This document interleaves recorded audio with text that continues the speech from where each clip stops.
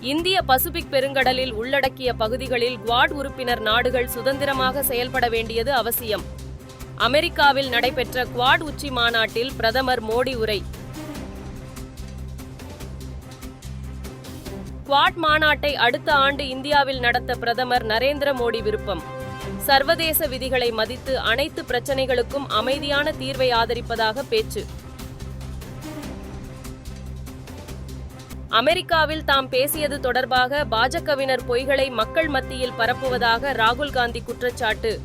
உண்மையை கூறினால் தன்னை மௌனமாக்க துடிப்பதாகவும் எக்ஸ் தளப்பதிவு.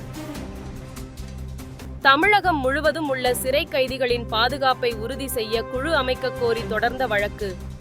தமிழக அரசு, மாநில மனித உரிமை ஆணையம், சிறைத்துறை அதிகாரிகள் பதிலளிக்க உயர்நீதிமன்றம் உத்தரவு.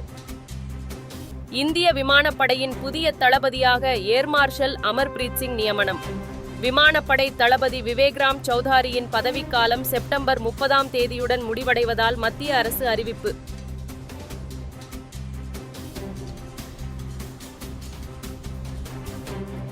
துணை முதலமைச்சர் குறித்த கேள்விக்கு டென்ஷனான அமைச்சர் துரைமுருகன்.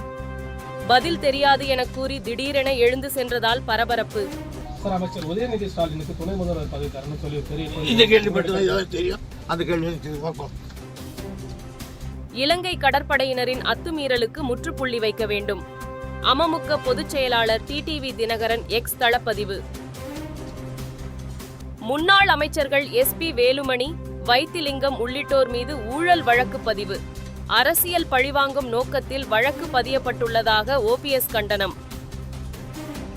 திருச்சி பேங்காக் இடையே தாய் ஏர்வேஸ் மற்றும் ஏர் ஏசியாவின் நேரடி விமான சேவை தொடங்கியது.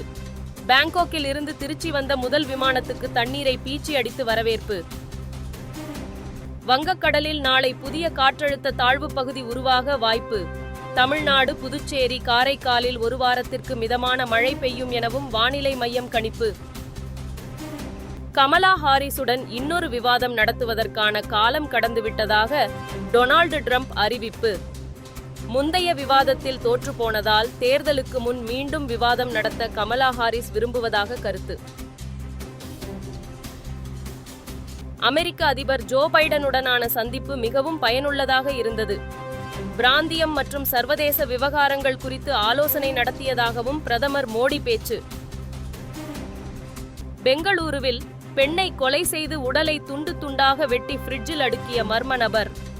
உடல் பாகங்களை மீட்டு வழக்கு பதிந்து போலீசார் விசாரணை. அமெரிக்காவில் தாம் பேசியது தொடர்பாக பாஜகவினர் பொய்களை மக்கள் மத்தியில் பரப்புவதாக ராகுல் காந்தி குற்றச்சாட்டு. உண்மையை கூறினால் தன்னை மௌனமாக்க துடிப்பதாகவும் எக்ஸ் தளப்பதிவு.